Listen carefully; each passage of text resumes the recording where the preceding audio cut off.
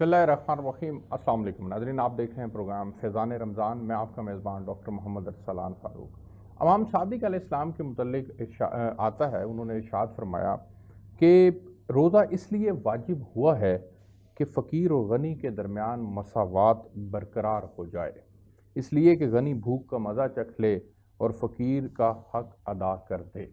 आज का हमारा मौजू है कि रोज़े के इंसानी ज़िंदगी पर क्या असरात मुरतब होते हैं।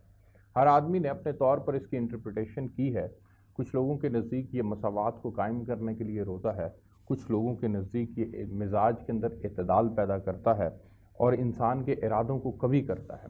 इंसानी ज़िंदगी पर इसके क्या असरात मुरतब होते हैं, इसको आज हम देखने और समझने की कोशिश करेंगे। नबी पाक सल्लल्लाहु अलैहि वसल्लम ने इसको बहुत ज़्यादा अहमियत दी है और इसके लिए बाकायदा फ़ज़ाइल जो हैं वो बयान फरमाए हैं। उन फ़ज़ाइल की रोशनी में, फ़ज़ाइल बताने का मकसद बुनियादी तौर पर यह होता है कि आपको उस काम की तरफ लगाया जाए, उसकी अहमियत को बयान करने का मकसद ये होता है कि समझाया जाए कि ये कितना इम्पॉर्टेंट काम है।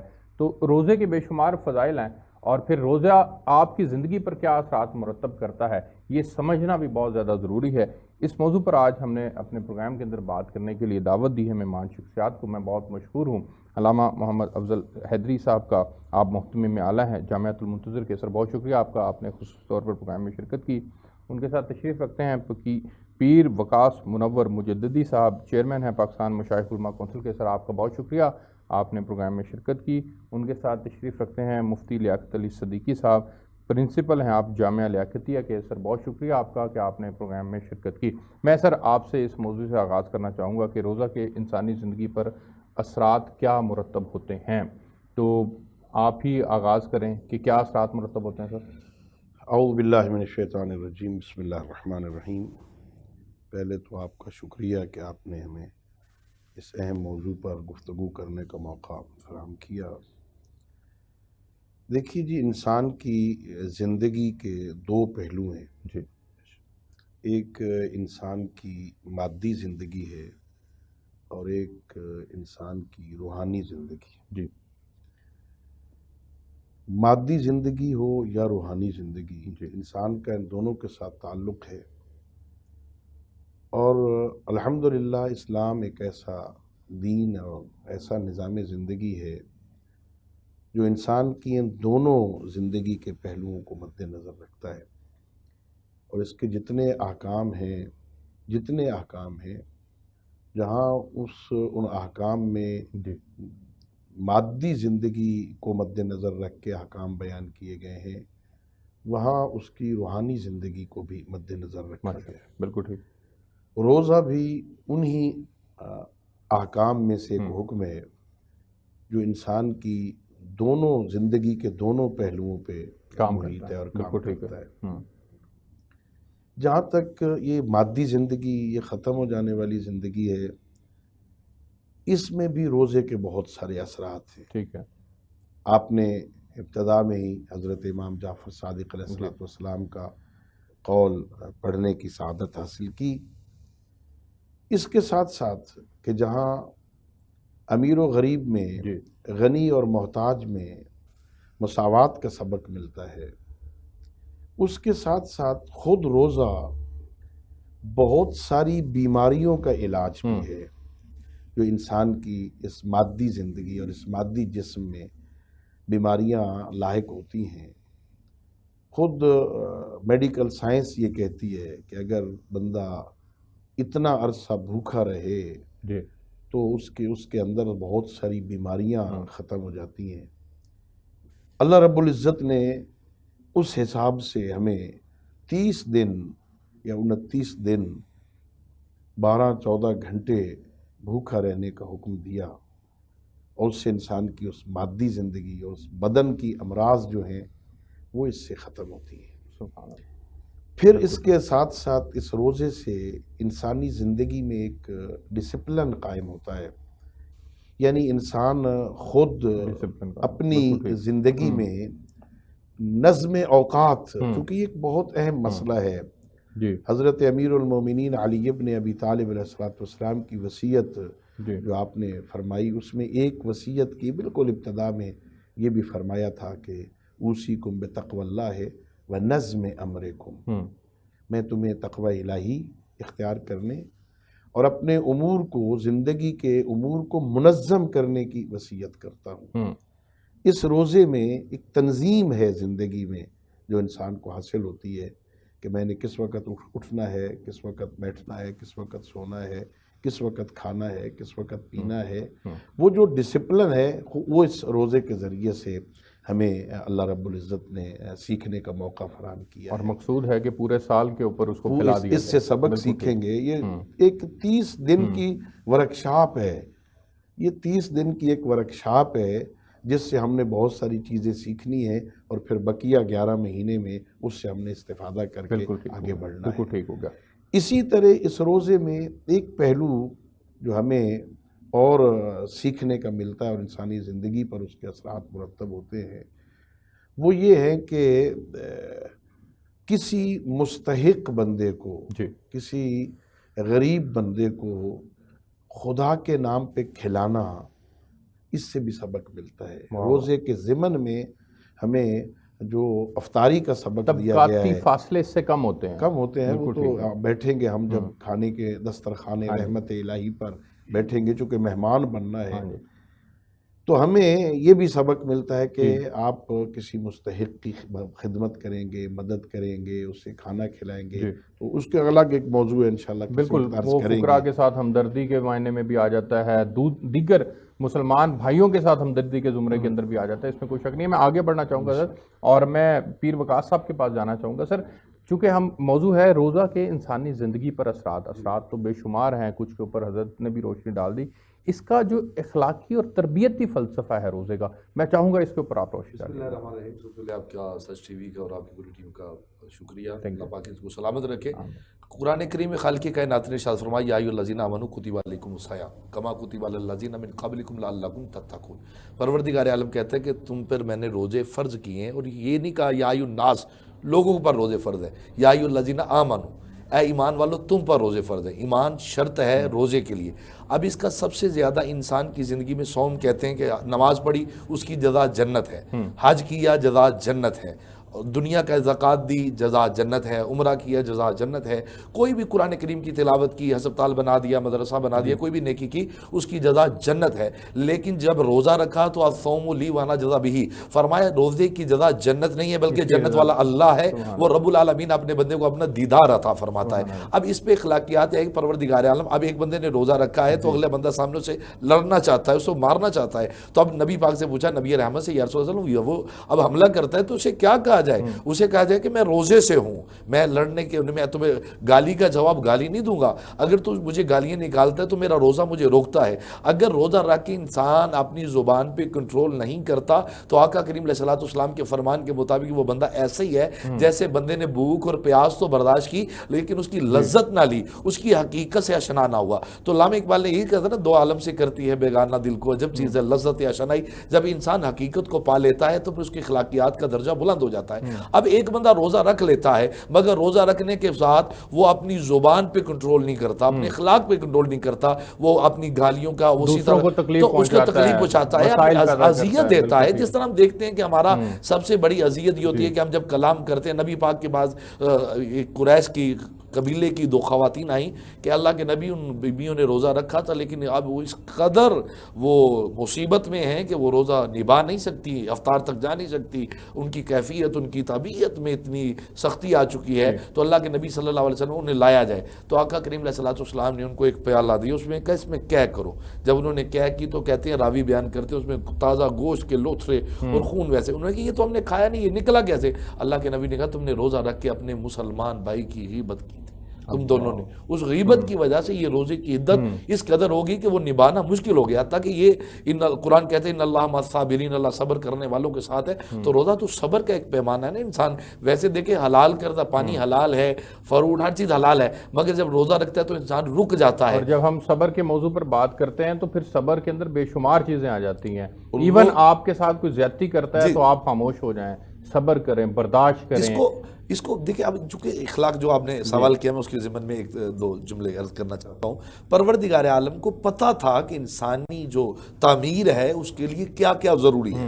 رب العالمین نے ہمیں یہ روزہ ایک ایسا اخلاقیات کا ایسا دائرہ دیا ہے کہ جب ہم روزے کے ساتھ ہیں تو ہم یہ سمجھیں کہ ہمارا صرف پیٹ کا یہ منہ کا روزہ نہیں، مکمل بدن کا روزہ ہے، آنکھ کا روزہ ہے، کان کی سماعت کا روزہ ہے، ہمارے ہاتھ کا، پاؤں کا. تو پروردگار عالم ہمیں بتاتا ہے کہ جب تم روزے کے ساتھ ہو تو تم نے ان امور کو سر انجام نہیں دینا. مالک کائنات ان امور سے رکنے کی ہمیں خبر پروردگار عالم نے تو پورے ویسے سارا سال یہ کہ بندہ روزہ نہیں رکھا تو یہ بندہ جھوٹ بولتا رہے، روزہ نہیں رکھا تو دوسروں کو گالیاں دیتا رہے، یہ نہیں ہے. لیکن یہ ماہ رمضان المبارک میں جب روزے کے ساتھ ہو تو پروردگار عالم کہتا ہے کہ اب تو نے خیال کرنا ہے، یہ نہ ہو کہ تو مجھے رازدار محبت رکھ کے میری محبت لے کر اب روزہ تو رکھا ہو مگر تیرا کردار وہ روزے والا نہ ہو، تجھے نظر نہ آ. تو انسان کو کردار کی وہ دنیا کو آباد کرنے کے لیے اخلاقیات کا پیمانہ ہے. اور اخلاق میں سب سے پہلا جو اب کے معاشرے میں ہم دیکھیں باہر جا رہے ہیں روڈ کے اوپر تو ہمارے اوپر سے کوئی بندہ اگر ہمارے قریب سے گاڑی کراس کر جائے تو ہمارے ذہن میں یہ ہوتا ہے یہ کراس کر گیا ہے، تو ہمارے دل میں پہلی بات یہ ہوتی ہے کہ ہم اسے نہ چاہتے ہوئے گالی دیتے ہیں. یہ اخلاقیات کی سب سے گری ہوئی وہ علامت جو معاشرے میں اس کو گناہ ہی نہیں سمجھا جاتا. بالکل ٹھیک ہے. ہم یہ کہتے ہیں کہ یہ ہم کر تو رہے ہیں مگر اس کو ہم گناہ نہیں سمجھتے. اور اس کے اندر سب سے بڑا یہ ہوتا ہے کہ ہم کہیں بیٹھے ہوں تو ہم نے بیٹھے ہوئے ہمارے پاس کوئی موضوع نہ ہو، گفتگو نہ ہو، کوئی بات نہ ہو تو ہم انسان کی کردار کشی پہ باتیں کرنا شروع کر دیتے ہیں، کسی نہ کسی انسان کی کردار کی. وہ پروردگار عالم نے ہمیں ایک علم دیا ہے اور اخلاقیات کا، اور نبی اکرم صلی اللہ علیہ وسلم کے امت کو یہ پیغام ہے کہ جب انسان روزہ رکھے تو وہ اپنے بدن کو، اپنے جسم کو، اپنی زبان کو، اپنے ہاتھ کو، اپنے کردار کو اپنے رب العالمین کی بارگاہ میں پیش کر دے. بالکل پیش کرنا ہی کمال ہے. کمال ہے. میں آگے بڑھنا چاہوں گا، مفتی صاحب کے پاس جانا چاہوں گا. مفتی صاحب یہ فرمائیے گا کہ جس طرح سے حضرت نے بھی اس کے اخلاقی اور تربیتی فلسفے کے اوپر روشنی ڈالی، آپ سے میری گزارش ہے کہ انسان کی زندگی کے اندر جو ارادوں میں قوت پیدا ہوتی ہے وہ روزے کی وجہ سے بہت زیادہ حاصل ہو جاتی ہے کہ آپ کو بہت زیادہ کاموں، جائز کام بھی منع کر دیے جاتے ہیں تو آپ کے اندر ظاہر ہے قوت پیدا ہوتی ہے، تو تبھی آپ منع ہوتے ہیں، باز آتے ہیں. تو برے کاموں سے تو یقیناً آپ کو ویسے بھی زندگی کے اندر باز رہنا ہے. تو یہ جو پہلو ہے کہ انسان کے ارادوں کو کبھی کرتا ہے روزہ، اس کے اوپر ذرا روشنی ڈالیے گا. اعوذ باللہ من الشیطان الرجیم، بسم اللہ الرحمن الرحیم. ڈاکٹر سلان صاحب میں آپ کا مشکور ہوں اور سچ ٹیلی ویژن کا بھی مشکور ہوں جنہوں نے ہمیں مدعو کیا. اللہ تعالیٰ نے قرآن پاک کے اندر ارشاد فرمایا، بھی علامہ وقاص صاحب یہ آیت کریمہ تلاوت کر رہے تھے، یا ایھا الذین آمنوا کتب علیکم الصیام کما کتب علی الذین من قبلکم لعلکم تتقون. تو تتقون کا لفظ آیا ہے تاکہ تم پرہیزگار اور متقی بن جاؤ. اس کے اندر تقویٰ بھی آ جاتا ہے. جب روزہ رکھنے کے بعد انسان کے اندر تقویٰ پیدا نہ ہو تو روزے کا مقصد جو ہے وہ پورا نہیں ہوتا. جی. نبی کریم صلی اللہ تعالیٰ علیہ وسلم نے فرمایا کہ روزہ ایک ایسی عبادت ہے کہ جو کسی کو نظر نہیں آتی. نماز پڑھتے ہو تو وہ بھی ظاہری عبادت ہے، حج کرتے ہو تو ظاہری عبادت ہے، زکوٰۃ دیتے ہو ظاہری عبادت ہے، مگر روزہ ایک ایسا ہے کہ جس کا تعلق اللہ کی ذات سے ہے. جب انسان رکھ لیتا ہے تو اس سے کیا ہے، اللہ کی ذات جانتی ہے کہ انسان جو ہے روزہ رکھ چکا ہے اور روزہ اللہ کی ذات کے لیے. روزہ رکھنے کے بعد انسان کے اندر قوت بھی آتی ہے اور بہت سی بیماریوں سے انسان جو ہے انسان کو نجات مل جاتی ہے، انسان کے اندر پاور بھی آ جاتی ہے. اس لیے اللہ تعالیٰ نے روزے کو فرض کیا ہے تاکہ سب لوگ جب روزہ رکھیں، امیر لوگ بھی روزہ رکھتے ہیں ان کے لیے بھی حکم ہوا ہے تاکہ ان کو پتہ چلے کہ بھوک کس چیز کا نام ہے. اور غریبوں کے لیے بھی، اور وہ تعاون کریں گے، غریبوں کی مدد کریں گے، اپنے مال سے مدد کریں گے. اس لیے جب مال سے مدد کریں گے ان کو پتہ چلے گا کہ غریب کا بھی حق ہے. جیسے کہ ایک بادشاہ تھا اور طاہورس بادشاہ تھا، اس نے حکم دیا تھا کہ سب لوگ روزہ رکھیں اور دوپہر کا کھانا جو ہے وہ فقیروں میں تقسیم کر دیں، تاکہ اس لیے کہ افطاری کے وقت وہ بھی اپنا کھانا جو ہے صحیح طریقے سے افطاری کا اہتمام کر سکیں، تاکہ پتہ چلے کہ روزہ ایک قوت کا نام ہے جس سے انسان کے اندر تقویت بھی آتی ہے اور انسان بہت سی بیماریوں سے بھی بری ہو جاتا ہے. بالکل ٹھیک ہو گیا. سر مجھے ایک بریک پہ جانا ہے، میں بریک سے واپس آتا ہوں. تو پھر آپ نے جیسے اپنے گفتگو کے آغاز کے اندر کہا تھا کہ اس کے دو پہلو ہیں، ایک مادی پہلو ہے، ایک روحانی پہلو ہے. میں چاہوں گا جو روحانی پہلو ہے روزے کا وہ کیا، کون کون سے فوائد اس سے حاصل ہوتے ہیں، اس کے اوپر ذرا روشنی ڈالیے گا. ناظرین ایک بریک لیتے ہیں، بریک سے واپس آئیں گے تو پھر ہم گفتگو کا آغاز یہیں سے کریں گے. ہمارے ساتھ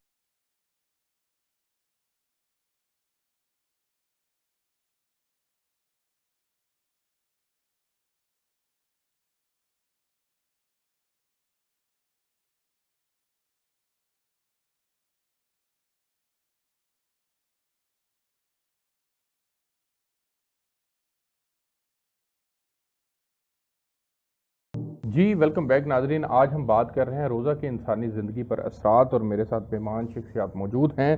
سر علام صاحب یہ فرمائیے گا کہ روزے کا جو انسانی روح کے اوپر جو اس کے اثرات مرتب ہوتے ہیں اس کے اوپر ذرا روشنی ڈالیے گا۔ دیکھیے جی، جو آیہ مجیدہ قرآن مجید میں ہے، اللہ رب العزت نے روزے کے بارے میں فرمایا، خود اس میں جو فلسفہ اور علت بیان کی گئی روزے کے واجب کرنے کی، خود اس کا تعلق انسان کی روحانی زندگی کے ساتھ ہے۔ ارشاد ہوا یا ایھا الذین آمنوا کتب علیکم الصیام کما کتب علی الذین من قبلکم لعلکم تتقون۔ اس لیے روزہ فرض کیا گیا ہے تاکہ تم متقی ہو جاؤ۔ یہ تقوی، اس تقوی کا تعلق انسان کی ظاہری زندگی اور مادی زندگی کے ساتھ نہیں ہے، تقوی کا خالصتاً تعلق انسان کے اندر قلب اور روح کے ساتھ ہوتا ہے۔ تقوی حاصل ہو جائے گا اس کے ساتھ۔ اچھا، یہ تقوی چونکہ ایک وسیع موضوع ہے، ایک الگ اس کے بہت سارے پہلو ہیں، لیکن بڑی سادہ سی تعریف ہے۔ ایک حضرت امام جعفر صادق علیہ السلام سے کسی بندے نے پوچھا کہ یا ابن رسول اللہ، یہ تقوی کیا ہوتا ہے؟ تو آپ نے فرمایا تقوی یہ ہے، اللہ تمہیں جہاں جس حالت میں دیکھنا چاہتا ہے ویسے نظر آؤ، اور جہاں جس حالت میں نہیں دیکھنا چاہتا وہاں نظر نہ آؤ، یہ تقوی ہے۔ سبحان اللہ۔ کتنے سادہ الفاظ میں ایک وسیع سمندر کو کوزے میں بند کیا ہے۔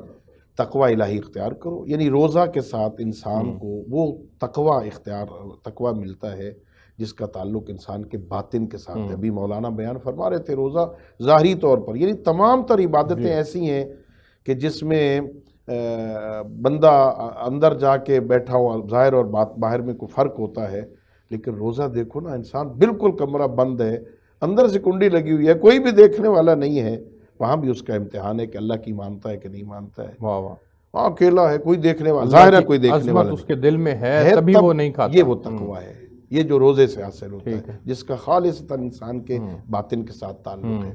اسی طرح اس روزے کے بارے میں ایک جناب سیدہ فاطمہ الزہرا سلام اللہ علیہ کا ایک خطبہ ہے بڑا وسیع، جس میں آپ نے تمام احکام اسلام کے فلسفے کو بیان کیا ہے، اور اس میں ایک یہ بھی بیان فرمایا کہ اللہ نے جو روزہ فرض کیا ہے تم پر نا، اس روزہ فرض کرنے کا مقصد صرف یہ تھا کہ تمہارے اندر اخلاص کو محکم کرے، یعنی یہ قوت پیدا ہو جائے، یہ طاقت آ جائے تمہارے اندر کہ تم ہر کام اللہ کے لیے کرو۔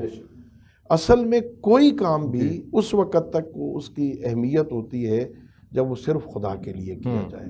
کوئی کام آپ زندگی کا لے لیں، اس کی قیمت اخلاص ہوتی ہے۔ میں نماز پڑھتا ہوں لیکن خدا نہ خواستہ پڑھتا ہوں لوگوں کو دکھانے کے لیے، تو اس کی کیا حیثیت ہے؟ میں صدقہ دیتا ہوں اس لیے کہ لوگ دیکھیں ماشاءاللہ جی یہ بڑا خرچ کرتے ہیں، تو اس کی کیا رہ جائے گی اس کی حیثیت؟ خود قرآن ہمیں منع کرتا ہے کہ لا تبطلوا صدقاتکم بالمن والعذا، کسی کو صدقہ دے دیا بعد میں احسان جتلا کے اسے برباد نہ کرو، صرف خدا کے لیے کیا ہے، بس خدا حافظ۔ تو یہ روزہ ایک ایسا ہے جو انسان کے اندر اس اخلاص کو پیدا کرتا ہے اور اخلاص کو محکم کرتا ہے، جس کا اور آپ کی روحانی تربیت کرتا ہے، روحانی تربیت ہوتی ہے۔ ہو گیا۔ اور اس روزے کے اندر انسان کو کیا ملتا ہے، آپ توجہ فرمائیں، حدیث معراجیہ میں ہے، سید الانبیاء سے پوچھا گیا کہ ما میراث الصوم، اس روزے کی میراث کیا ہے، کیا ملتا ہے روزے سے ہمیں؟ روزہ رکھیں سارا دن، کیا ملا ہمیں؟ فرمایا الصوم یہ یورث الحکمت والحکمت تورث المعرفت والمعرفت تورث الیقین۔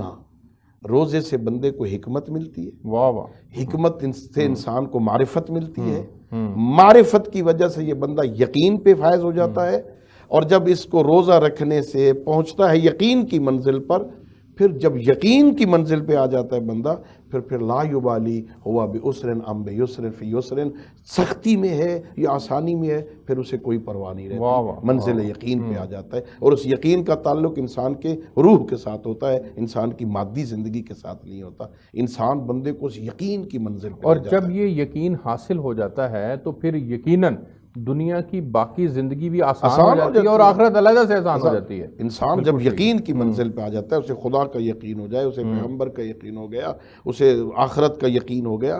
اصل میں بدقسمتی یہ ہے کہ اکثر ہم مجھ جیسے چھوٹے طالب علم، ہمارے ہاں صرف دین الفاظ زبان کی حد تک ہے، کانوں کی حد تک ہے، سننے کی حد تک ہے، بولنے کی حد تک ہے۔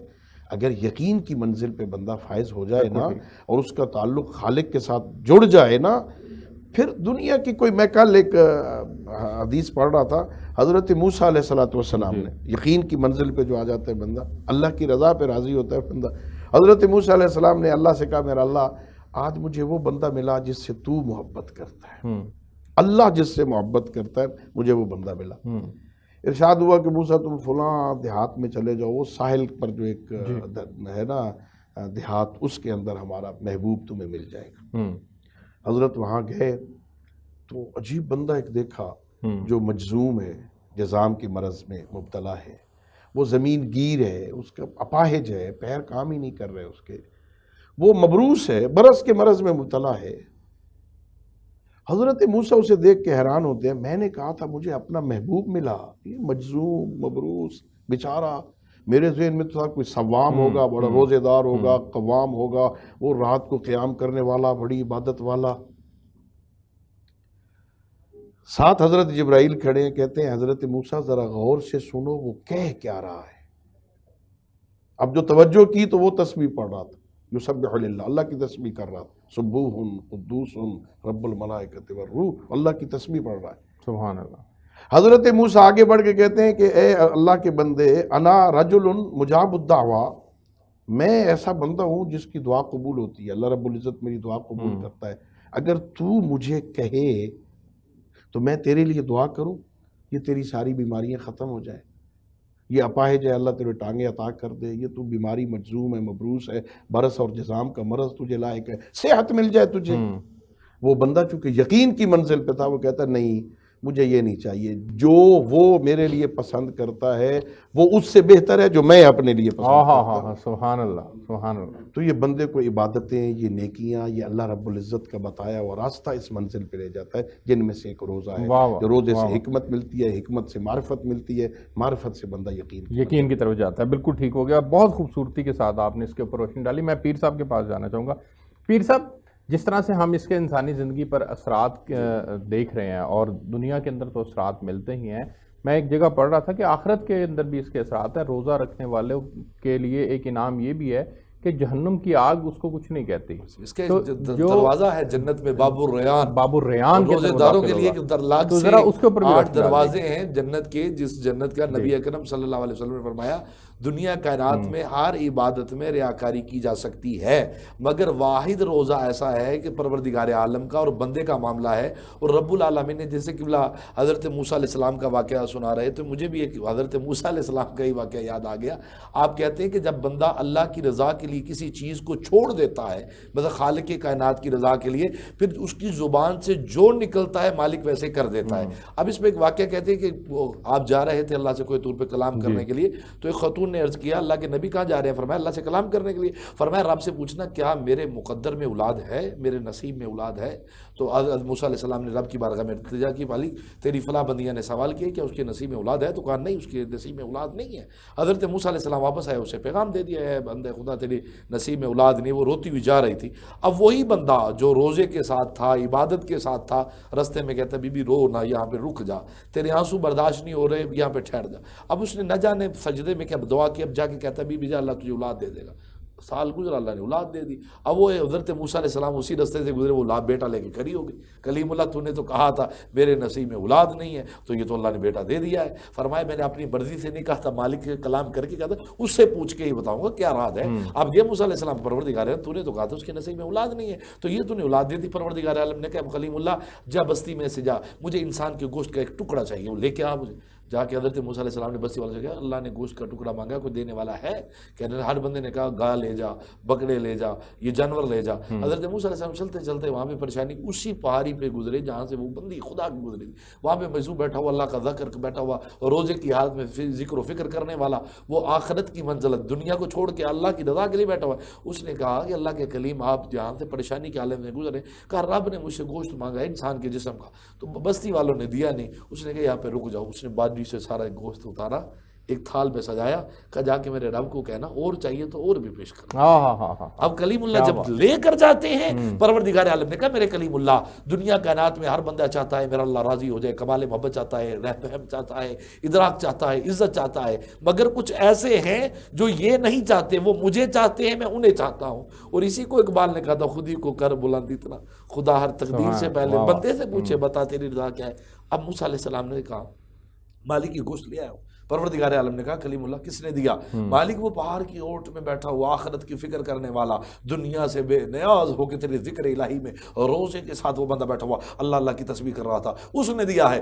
رب نے کہا کلیم اللہ اب تو مجھے جواب دے، جس سے کہ کہنے پہ وہ گوشت کیا ہر جسم کا ٹکڑا اتار کے دے دے، کیا میں اس کے پتہ نہیں رب نے کون سا پسند کرنا ہے، اور میں اس کے کہنے پہ ایک اولاد نہ دینے والے کو اولاد نہ دوں؟ تو موسیٰ علیہ السلام سجدے میں گر کے کہتے ہیں پروردگار عالم مجھے اب سمجھ آیا ہے، تو وہ بھی کام کر دیتا ہے روزے دار کی زبان سے جو تو کرنا نہیں چاہتا، وہ بھی دے دیتا ہے جو تقدیر میں نہیں ہوتا۔ اب یہاں پہ ایک جملہ ہے جو آخرت کی فکر ہے۔ ہر انسان سمجھتا ہے کہ شاید میں نے یہ بنگلہ بنا لیا، کوٹھی بنا لی، مکان بنا لیا، حکومت بنا لی، یہ سارے کمالات میں نے لے لیے، عزت ہوگی، دنیا میرے پیچھے ہوگی اور یہی میری فلاح ہے۔ پروردگار عالم کا قرآن بول کے کہتا ہے والعصر ان الانسان لفی خسر، فرمایا یہ انسان گھاٹے میں ہے، خسارے میں ہے۔ یہ کمال نہ سمجھے کہ یہ میں نہیں کر رہا تو میری یہ فلاح اس میں ہے، میری کامیابی اس میں ہے، میری ترقی اس میں ہے، میری وسعت اس میں ہے۔ کہا نہیں، یا اللہ کس میں وسعت ہے؟ فرمایا الا الذین آمنوا وعملوا الصالحات، اور عمل ہمیشہ وہ کرتا ہے جو آخرت کی فکر رکھتا ہے۔ جس بندے نے، اب یہ پنجابی دیکھ جملہ کے اندر اے جہان میٹھا تے اگلا کنے ڈٹھا، آج ہم لوگوں کو بے عملی کی دنیا پہ یہاں تک لا چکے ہیں کہ ہم کہہ سکیں کہ وہ ایتھلیسٹ کا وہ ایک عقیدہ ایسا ملحد آ چکا ہے، وہ کہتا ہے کون اللہ، کون قیامت، کون جہنم، کون دوزخ۔ اس کو امام غزالی نے کیمیا سازی میں ایک واقعہ لکھا ہے اور اس کو مولانا روم نے مشوشی میں بھی لکھا ہے۔ آپ کہتے ہیں کہ ایک مچھلی سمندر کے اندر، دریا کے اندر تیر رہی تھی، تو چھوٹی چھوٹی مچھلیاں اس کے قریب آئی، وہ بڑی مچھلی ہے، اب چھوٹی مچھلیوں کہتی ہے کہ یہ دیکھو یہ ایک باریک سی تار ہے، اس کے ساتھ ایک وہ لگا ہوا ہے، ماس لگا ہوا ہے، گوشت کا ٹکڑا لگا ہے، یہ کھانے نہ جانا۔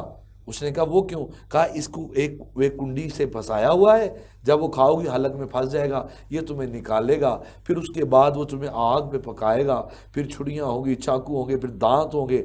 اس نے سارے، چھوٹی مچھلی نے سارے سمندر میں، پانی میں، دریا میں چکر لگایا۔ اس نے کہا یہاں پہ تو نہ چھڑیاں ہیں، نہ آگ ہے، نہ دانت ہیں، یہ بڑی مچھلی یہ چلی چاہتی ہے کہ میں رج کے کھا لوں، میں عیاشی کر لوں، انجوائمنٹ کر لوں۔ اب اس نے چپٹ کے وہ پکڑا، جب پکڑنے کے بعد وہ کھینچا اسے، وہ مچھلی پکڑنے والے نے، اب بھائی نکالا، وہی ساری ایپیسوڈ دہرائی گئی۔ اب ہمیں قرآن نے کہا ہے کہ جہنم ہے، دوزخ ہے، یوم القیامہ ہے، حساب ہے، جزا و سزا ہے، مگر آج کی دنیا کے نوجوان نے سمجھ لیا کہ شاید یہ ساری باتیں کتاب کی حد تک تو ہیں، مگر حقیقت میں رسول رسالت باب صلی اللہ علیہ وسلم کی میں ایک حدیث اس پہ کوٹ کرنا چاہوں گا، اور میں چاہوں گا کہ یہ حدیث مبارکہ ہمارے ناظرین سامعین اس کو اپنے دل میں جگہ دے، محفوظ ہے۔ اس عصر حاضر میں سب سے زیادہ بدترین وہ انسان ہے جو اپنے نبی کی زبان سے نکلے ہوئے جملے کو عام سمجھتا ہے، جو اپنے نبی کے جملے کی فکر نہیں کرتا۔ قرآن کہتا ہے وما ینطق عن الہوی ان ہوا الا وحی یوحی، میرا نبی اپنی مرضی سے نطق نہیں کرتا، یہ تب بولتا ہے جب میری طرف سے وحی آتا ہے۔ پروردگار عالم کے محبوب نے جو میں بتایا، اور نبی پاک سے پوچھا اے اللہ کے نبی یہ دنیا کیا ہے؟ فرمایا یہ دار السجن ہے، یہ قید ہے، یہ آخرت کا جو سامان ہے وہ انسان کے لیے۔ تو روزہ ہمیں فکر آخرت کی طرف لے کے جاتا ہے، ہم اس کی دنیا میں کوئی مطالبہ اجرت نہیں مانگتے۔ میں آگے بڑھنا چاہوں گا مفتی صاحب، میں آپ کے پاس جانا چاہوں گا جہاں پر ہم ان کے روزہ کی انسانی زندگی پر اثرات کے اوپر بات کر رہے ہیں، اور ہم نے دیکھا کہ یہ پڑھنے میں بھی آتا ہے کہ روزہ انسان کے سرکش نفس کو بھی کنٹرول کرنے میں معاونت فراہم کرتا ہے، اس کے اوپر بھی ذرا روشنی ڈالیے گا۔ ڈاکٹر صاحب ماشاءاللہ روزہ جو ہے ایک ڈھال ہے، اور روزہ انسان کے لیے ایک بہت بڑی اور پابند بھی رکھتا ہے۔ روزہ رب کی ذات کے لیے ہے۔ نبی کریم صلی اللہ تعالیٰ علیہ وسلم فرماتے ہیں کہ ہر چیز قیامت کے میدان میں اس کا ہر عمل تقسیم ہو جائے گا، ہر عمل تقسیم ہو جائے گا، چاہے اس نے فرض ادا کیا ہے یا کوئی اور بھی نیکی کا عمل کیا ہے، مگر روزہ جو ہے رب تعالیٰ فرمائے گا یہ میرے لیے ہوگا، میں یہ کسی کو چھیننے نہیں دوں گا۔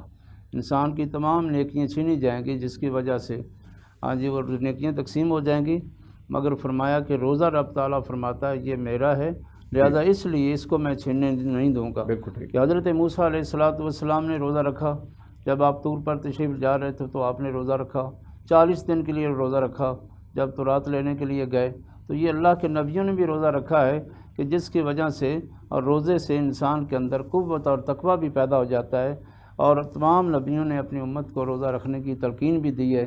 جیسے عاشوراء کا روزہ پہلے فرض تھا، منسوخ ہو گیا، پھر 14-15 کا روزہ فرض ہو گیا، وہ بھی منسوخ ہو گیا۔ جب 2 ہجری کے اندر رمضان کے روزے فرض ہو گئے، اس کے بعد باقی تمام روزے نفلی ہوں گے۔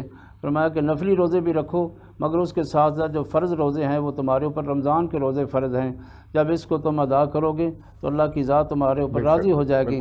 میرے آقا علیہ السلام کے پاس جب جبرائیل علیہ السلام تشریف لائے نا، جب آپ سرکار ممبر پر تشریف فرما ہونے لگے تو پہلی سیڑھی پر آپ چڑھے تو آمین فرمایا، دوسری پر فرمایا آمین، تیسری پر بھی آمین فرمایا۔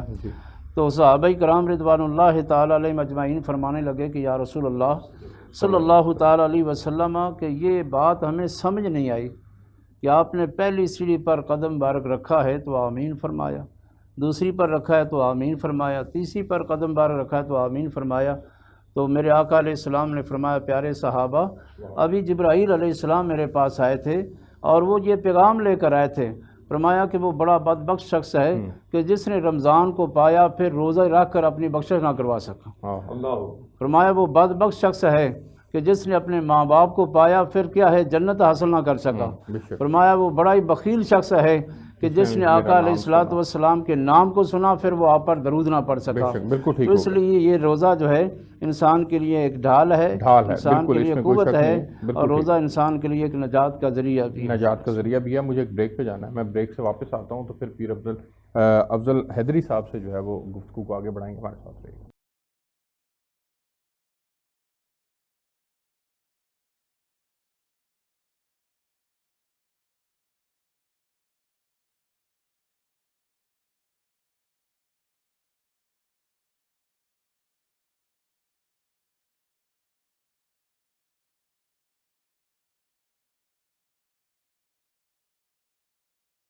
جی ویلکم بیک ناظرین۔ علامہ افضل حیدری صاحب، جہاں پر ہم روزہ کے انسانی زندگی پر اثرات کی بات کر رہے ہیں، ہم نے انفرادی اثرات کی تو بات کی، اس کے اجتماعی اثرات کیا ہیں حضرت؟ اس کے اوپر بھی ذرا روشنی ڈالیے گا۔ دیکھیے جی، یہ انسان کو اللہ رب العزت نے جو خلق فرمایا ہے نا، جی انسان کی تخلیق اس طرح ہے جی کہ اللہ نے اسے مدن طبع کہتے ہیں، معاشرتی حیوان کہتے ہیں انسان کو۔ انسان اپنی زندگی میں اپنی ساری ضروریات جی خود مہیا نہیں کر سکتا، اپنی کسی بھی ضرورت کو حاصل کرنے کے لیے یہ دوسرے کا محتاج ہے۔ بالکل ٹھیک۔ اکیلا اپنی زندگی نہیں گزار سکتا۔ آپ نے کپڑے پہننے ہیں تو ذرا اپنے کپڑے خود بنا کے دیکھیں، نہیں بنا سکتے۔ بالکل ٹھیک۔ کتنے لوگوں کی طاقتیں صلاحیتیں صرف ہوتی ہیں، کپڑا بنانے میں، کسان ہل چلاتا ہے، وہاں کپاس کاشت کرتا ہے، پھر کوئی ہونا چاہیے جو کپاس کو چنے، کوئی ہونا چاہیے جو اس کو خریدے اور وہاں لے آئے مل میں، پھر اس کو کپاس سے دھاگا بنے، پھر دھاگے سے کپڑا بنائے، کوئی کپڑے کو رنگ دے، پھر اس کو مارکیٹ میں لے آئے، پھر خریدیں، کوئی سیے اس کو، پھر کہیں اپنے آپ کے پہننے کے قابل ہوگا۔ تو انسان دوسروں کا محتاج ہے۔ اسی طرح کچھ ہے کھانا چاہتا ہے تو اس میں بھی دوسروں کا محتاج ہے۔ یعنی اللہ رب العزت نے انسان کو اس طرح بنایا ہے کہ وہ معاشرے کا محتاج ہے۔ لہٰذا جتنے احکام اسلامی ہیں نا، ان ساروں میں جہاں انفرادی ان کی اپنی حیثیتیں ہیں، وہاں اجتماعی اور معاشرتی بھی ہیں۔ بالکل ٹھیک ہے۔ آپ نماز کو دیکھ لیں تو نماز ایک بندہ گھر میں پڑھتا ہے اکیلا، اس میں انفرادیت بھی ہے، لیکن اسی کے ساتھ پھر جماعت کے ساتھ پڑھنے کا حکم ہے، کئی گنا زیادہ ثواب، جمعے کے ساتھ جمعہ پڑھنے کا حکم یہ ہے، پھر نماز عید آ جاتی ہے، اس کا دائرہ وسیع ہوتا جاتا ہے اور اس کا اجر بھی بڑھتا چلا جاتا ہے، چونکہ اس کے اندر ایک خاص فلسفہ ہے اکٹھے جا کے مسجد میں پڑھنے کا۔ بہت سارے لوگوں سے ملاقات ہوگی آپ کی، بہت سارے محتاج آپ کو ملیں گے، کسی کی ضرورت ہوگی، کوئی ضرورت مند ہوگا، وہ ویسے آپ نہیں جانتے اس کو، آپ وہاں تک اپروچ نہیں ہو سکتی آپ کی، مسجد میں آئیں گے، وہ بھی آیا ہوا ہے، آپ اس کی مدد کر سکتے ہیں، آپ اس کے حالات پوچھ سکتے ہیں، وہ اس کی خیریت پوچھ سکتے ہیں آپ۔ اور اس طرح جمعے میں پھر بڑا وسیع ہو جائے گا، پھر حج کا اجتماع اس سے بڑا ہو جائے گا، اس میں اجتماعی پہلو بالکل ٹھیک۔ اسی طرح زکوٰۃ میں انفرادیت بھی ہے، زکوٰۃ دو تاکہ اس میں تمہارے رزق میں برکت ہو، لیکن اس کے ساتھ ساتھ زکوٰۃ ادا کرو، یعنی یہ ابھی عجیب پہلو ہے، زکوٰۃ ادا کرو، زکوٰۃ دینے میں، عطا کرنے میں خاص دقیق فلسفہ ہے کہ جب خدا کہہ رہے نا تم پر زکوٰۃ واجب ہے، تم ادا کرو، تو اس کا مطلب ہے تمہیں فقیر کے دروازے پہ جانا چاہیے۔ واہ واہ، تم نے ادا کرنی ہے نا، تم نکلو فقیر کے دروازے پہ جاؤ، فقیر تمہارے دروازے پہ نہ آئے، ادا کرو، تم جاؤ وہاں تک کہ اس کی عزت نفس بھی مجروح نہ ہو۔ اور اسی طرح روزے میں بھی یہ اجتماعی پہلو موجود ہے، معاشرے پر اس کے اثرات ہیں۔ آپ دیکھیے کتنی چیزیں ایسی ہیں جو ماہ رمضان میں جو بندے کو ضرورت پڑتی ہیں، آپ کے بازار میں کتنے لوگوں کو کاروبار ملتا ہے ماہ رمضان میں، اور ماشاءاللہ پاکستان میں تو ویسے ہی اس کی مہنگائی بڑھ جاتی ہے لوگ۔ اسی طرح کتنے لوگ ہیں جن کو آپ اس روزے کے بعد، ایک اللہ نے نماز عید سے پہلے اور روزے کے بعد ایک فطرہ واجب قرار دیا ہے، وہ اس میں اجتماعی پہلو ہے کہ روزہ تب قبول ہوگا تیرا جب تو فطرہ ادا کرے گا۔ جب ہم انفرادی حیثیت کے اندر ہماری وہ روحانی تربیت ہو جاتی ہے، ہماری اخلاقی تربیت ہو جاتی ہے، تو جب ہر فرد کی یہ روزے کے ذریعے سے تربیت ہوگی تو الٹیمیٹلی اس کے اجتماعی معاشرے پر اثرات، معاشرہ درست ہونا شروع ہو جائے گا۔ کسی بھی جگہ پر اصلاح کرنی ہو تو اکائی سے کام شروع ہوتا ہے، اکائی سے پہلے خود ٹھیک ہو جاؤ، بالکل ایسے ہی ہے، پھر وانذر عشیرتک الاقربین، پہلے خود ٹھیک ہے، رسول ہیں، نبی ہیں، پھر کہا وانذر عشیرتک الاقربین، پھر ذرا دائرہ وسیع ہے، پھر اس کے بعد اوپن ہوتا ہے تمام لوگوں کا، کھل کے تبلیغ کرو۔ جب میں خود ٹھیک ہو جاؤں گا، آپ ٹھیک ہو جائیں گے، پیر صاحب تقوی کی منزل پہ فائز ہو جائیں گے، تو میں بھی روزہ رکھتا ہوں، اور بھی بندے روزہ رکھتے ہیں، وہ بھی اس منزل پہ آئیں گے، تو معاشرہ ویسا ہو جائے گا جیسا ہونا چاہیے۔ بالکل ٹھیک ہے، میں آگے بڑھنا چاہوں گا۔ پیر صاحب وقت کم ہے، آخر کے اندر پیغام رمضان کے عنوان سے مختصر جو ہے وہ روشنی ڈال دیں اس روزے کے انسانی زندگی پر اثرات کے عنوان کو سامنے رکھتے ہوئے۔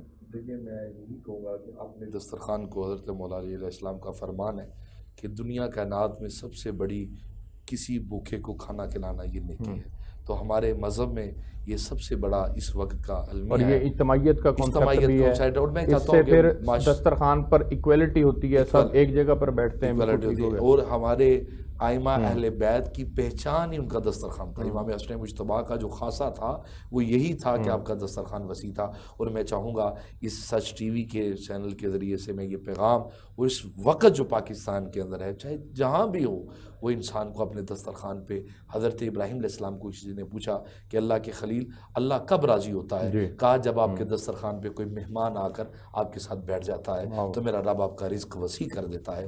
تو روزہ ہمیں بھوک کے ساتھ ان بھوکوں کا احساس دلاتا ہے۔ اور یہ پیر صاحب انسانی زندگی پر جب اثرات کی بات کرتے ہیں تو یہ جو پہلو ہے، جو افطار کروانے والا پہلو ہے، جب آپ دسترخوان پہ دوسرے لوگوں کو ساتھ بٹھاتے ہیں تو اس سے محبت بڑھتی ہے، اس سے احساس پیدا ہوتا ہے۔ نبی اکرم صلی اللہ علیہ وسلم جب روزہ افطاری کے لیے اپنے صحابہ میں بیٹھتے تھے یا صحابہ کی اجتماع میں، تو نبی پاک فرماتے تھے اے میرے صحابہ، جس بندے نے روزہ رکھا، اب جس نے افطار کروایا، اللہ نے جتنا اجر رکھنے والے کو دیا اتنا ہی اجر افطار کروانے والے کو دے دیا۔ تو صحابہ چونکہ وہ کہتے ہیں یا رسول اللہ، رسول خدا، اگر کوئی بندہ غریب ہو تو کہا ایک گھونٹ لسی کے ساتھ افطار کروا دے، اسے بھی اجر ہے، ایک سادہ کھجور سے کروا دے۔ اب صحابہ نے کہا یا رسول اللہ، جو کھجور اور لسی کا گھونٹ بھی نہ رکھے وہ کیا کرے؟ آقا نے کہا یشرب الماء، پانی کے ساتھ افطار کروا دے، پانی کے ساتھ افطار کروا دے۔ تو ہمیں چاہیے اس وقت میں غربت اور افلاس اور مہنگائی کے دور میں کہیں یہ نہ ہو کہ ہم یہ سمجھے کہ ہم نے روزہ رکھ لیا، ہم نے مارکا مار دیا، ہم نے اللہ کے اوپر کوئی احسان کر دیا۔ ہمارا روزہ ہمیں ڈیمانڈ کرتا ہے تیرے قرب و جوار میں کوئی بھوکا نہ رہ جائے، کوئی ایسا نہ ہو جس کے بچوں کو افطار میں کھانا میسر نہ ہو، وہ روتے رہیں، وہ چیختے رہیں، اور تو اپنے انجوائمنٹ میں روزے کی ڈشیں بنا کر 10 12 اور تو روزے کو سیلیبریٹ کرنے کی بجائے، اس کی حقیقت کو پانے کی بجائے اس کو ایک فریشمنٹ کا اور انجوائمنٹ کا مومنٹ. اور یہ امت مسلمہ کو اس وقت کا میرا پیغام بھی ہے اور درخواست بھی ہے اور دل سے یہ دعا بھی ہے اس افطار کی کہ پروردگار عالم ملک پاکستان پہ اور جہاں بھی آقا کریم علیہ السلام اور انسانیت کے اوپر یہ ظلم ہے، اللہ اس کے لیے آسانی. آمین. میں مفتی صاحب آپ سے بھی گزارش کروں گا کہ آخر کے اندر جو ہے وہ روزہ کی انسانی زندگی پر اثرات کے موضوع کو سامنے رکھتے ہوئے کوئی پیغام کی صورت میں ناظرین کے لیے. روزہ کیونکہ ایک ایسا عمل ہے کہ جس کا تعلق رب کی ذات سے ہے. آل رسول کو دیکھا جائے انہوں نے روزہ بھی رکھا ہے مگر دوسرے کے ساتھ تعاون بھی کیا ہے، خود پانی سے روزہ افطار کر لیا ہے. حضرت فاطمہ زہرا رضی اللہ تعالیٰ عنہ جب آپ کو بخار ہوا تھا تو حضرت علی رضی اللہ تعالیٰ عنہ سے پوچھا اے فاطمہ کوئی میٹھی چیز کھانے کو جی چاہتا ہے؟ انہوں نے کہا ہاں. تو وہ بازار میں گئے، وہاں پر انہوں نے 1 درہم کا ایک انار خریدا. جب خرید کر واپس آ رہے تھے کہ حضرت فاطمہ زہرا رضی اللہ تعالیٰ عنہ کو پیش کرنا ہے تو رستے میں دیکھا تو ایک مریض جو ہے اور اس کو بخار تھا، وہ کانپ رہا تھا. آپ اس کے پاس گئے، اس سے پوچھا تجھے کیا ہوا ہے؟ کہنے لگے آج 7 دن گزر چکے ہیں میں نے کچھ نہیں کھایا. اب حضرت علی رضی اللہ تعالیٰ عنہ آپ نے وہ سوچ رہے ہیں کہ میں حضرت فاطمہ رضی اللہ تعالیٰ عنہ کو انار پیش کرنا ہے، کیا میں ان کو دوں یا ان کو دوں؟ انہوں نے اسی سائل کو انار دے دیا اور پھر واپس گھر آئے. جب اس کو کھلا کر واپس آئے تو حضرت فاطمہ زہرا رضی اللہ تعالیٰ عنہ استقبال کے لیے کھڑی ہو گئی. فرمایا کہ پیارے علی آپ نے انار تو اس کو کھلایا ہے مگر اس کا ذائقہ مجھے بھی پہنچا ہے، اسی کے صدقے اللہ نے میرے بخار کو دور کر دیا ہے. اتنی دیر ہوئی تو جب گھر میں پہنچے تو کسی نے دروازہ کھٹکھٹایا، دیکھا وہ حضرت سلمان فارسی رضی اللہ تعالیٰ عنہ تھے اور انہوں نے کوئی ایک طبق لے کر آئے، اس کے اوپر کپڑا ہوا تھا. آپ نے جب اس کو لیا انہوں نے پیش کیا، جب کھولا تو اس کے اوپر 10 انار تھے. آپ نے فرمایا کہ یہ اللہ تعالیٰ کی طرف سے ہیں، سرکار نے مجھے بھیجا ہے، میں پیش کرنے کے لیے آیا ہوں. تو جب اللہ کے نام پر انسان خرچ کرتا ہے اور کسی کے ساتھ تعاون کرتا ہے تو اللہ تعالیٰ بھی اس کی غیب سے مدد فرماتا ہے. اور دوستوں کو یہی پیغام دینا چاہتا ہوں کہ ایک دوسرے کے ساتھ تعاون کریں اور غریبوں کا بھی خیال کریں. اللہ تعالیٰ عمل کرنے کی توفیق. آمین. بہت شکریہ آپ تینوں مہمانوں کا. ناظرین آپ نے پروگرام دیکھا، ہمیں اس پروگرام سے اجازت دیجیے. آپ سے کل ایک نئے موضوع کے ساتھ ملاقات ہوگی، تب تک کے لیے اللہ حافظ.